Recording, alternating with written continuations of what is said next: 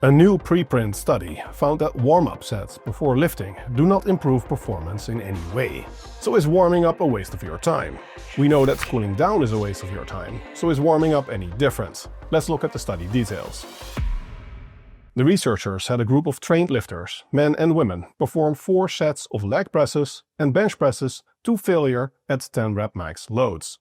Each lifter did this workout 3 different times, once with no warming up at all, once with 1 warm-up set, specifically 1 set of 3 to 4 repetitions at 75% of their 10 rep max, and once doing 2 sets of 3 to 4 repetitions at 55 and 75% of their 10 rep max. So basically trained lifters doing 4 sets to failure either with no warm-up at all, 0, nada, zilch, 1 light set or 2 light sets before lifting, 4 sets of leg presses and bench presses to failure.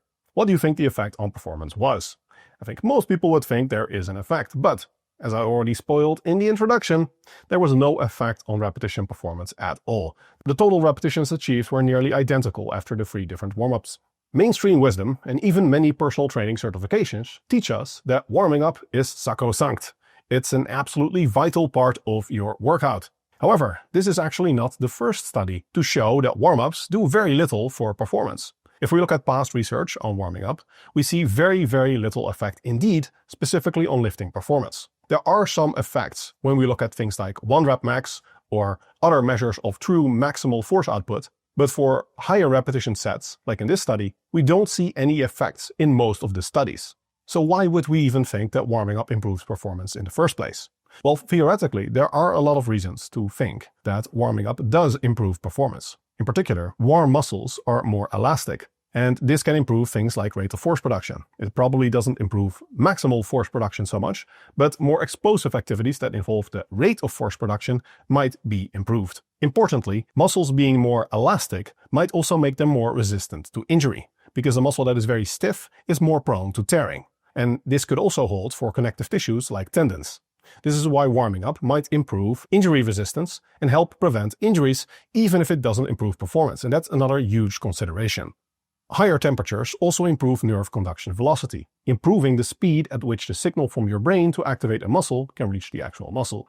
This is probably, again, mostly relevant for maximal force output or things like rate of force development, because if you do a higher repetition set, it doesn't matter so much how fast exactly the neuronal signal reaches the muscle. It's very fast in either case.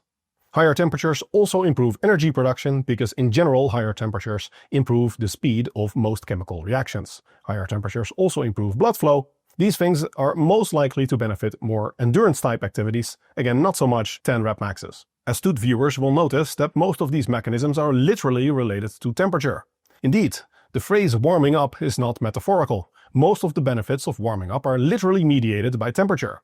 And we have research showing that if you warm up a muscle before you do anything with it, performance is higher. And if you cool a muscle before you do anything with it, anything athletic at least, then performance suffers. So we do have pretty solid evidence that temperature actually matters, both theoretically and empirically, for performance. However, that doesn't mean you need a warm-up set. The first repetitions of a set may be enough to improve performance for the later repetitions when it actually gets hard, if you're doing a 10 repetition maximum set. So overall, we can match the theory with practical findings that improvements after warming up are only seen when you have maximal force output or maximal rate of production, maximal power output. So for a lifter that goes to the gym and starts their workout with moderately high or high repetition sets, there might not be any effect of warming up on your performance. This might sound like absolute heresy to some people that have always been taught that warming up is just absolutely vital, but you can easily verify this for yourself. Just go to the gym, don't warm up, and do bench presses at, say, 20 rep max. You'll probably get about the same number of repetitions as you would get after a pretty thorough warm-up. So if warming up doesn't improve performance in most bodybuilding type lifter scenarios, does that mean we shouldn't do any warm-up? Is it just a complete waste of time? No. There are 2 reasons to warm up even if it doesn't improve performance for your type of workout.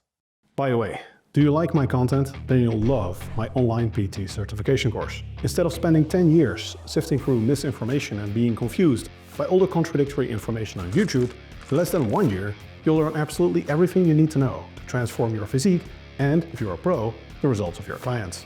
My research team and I have compiled quite literally all available information on muscle growth, fat loss, strength development and health sciences into practical take-home messages to take your physique to the next level.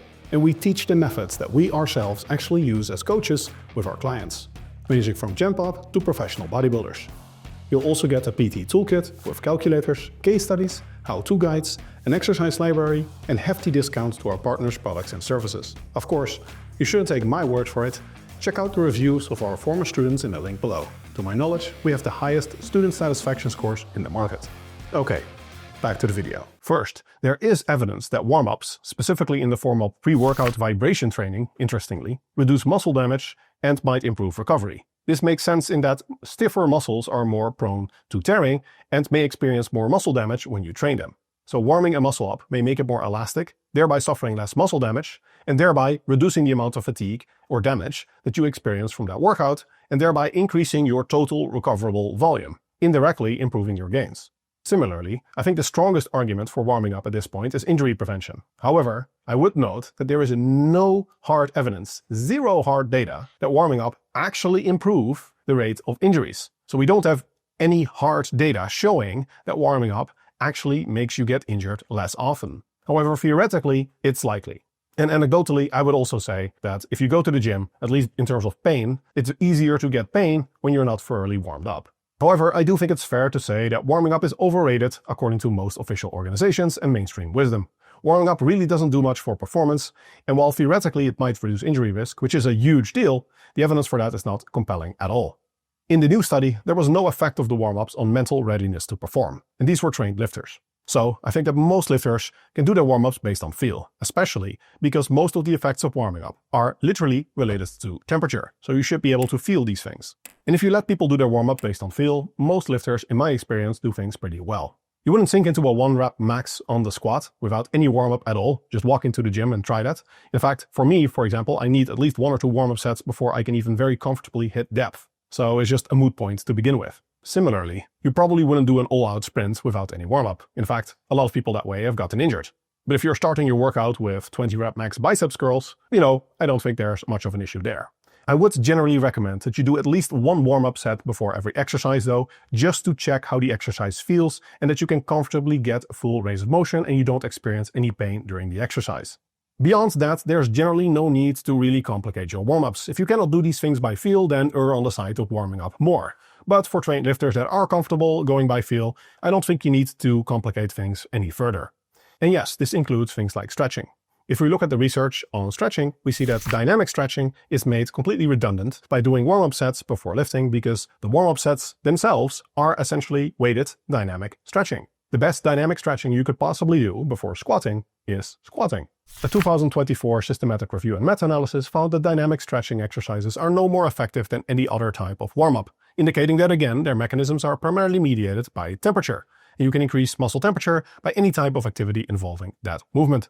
And specifically for the gym, the improvements in range of motion, which can also be important, especially for things like squats that require more mobility, the actual movement itself is often the best stretch you can do. If we look at static stretching though, you actually want to avoid that, because static stretching decreases motor neuron excitability. Static stretching essentially prepares a muscle for relaxation, not for contraction. So you get reductions in force output, and there is actually direct research showing that that can reduce strength development and muscle growth. So if you need to do static stretching for a muscle that you're not exercising, like stretching your shoulders before back squats or your wrists before front squats, that's fine, that doesn't hurt. But if you are doing a lot of static stretching, for example, for the glutes, the hamstrings, the quads, before you do squatting, that can actually harm your gains. Light stretching, fine, but don't make it excessive. Again, I think most people can largely do this by feel. So I hope this knowledge helps demystify the concept of warming up. Warming up can generally be very simple. You don't need to make it very complicated. I do recommend that most people warm up, even if it's just for the potential injury prevention, but it doesn't have to be a big deal with static stretching, dynamic stretching, activation drills, or any stuff like that. Warming up is mostly to increase muscle and core body temperature. You can even do this by walking to the gym, bicycling to the gym, wearing a hoodie during your warm-ups. Anything that gets the blood flowing and increases your body temperature will get the job done. So many people can probably save quite some time on their warm-ups. If you like this type of evidence-based content, I'd be honored if you like and subscribe.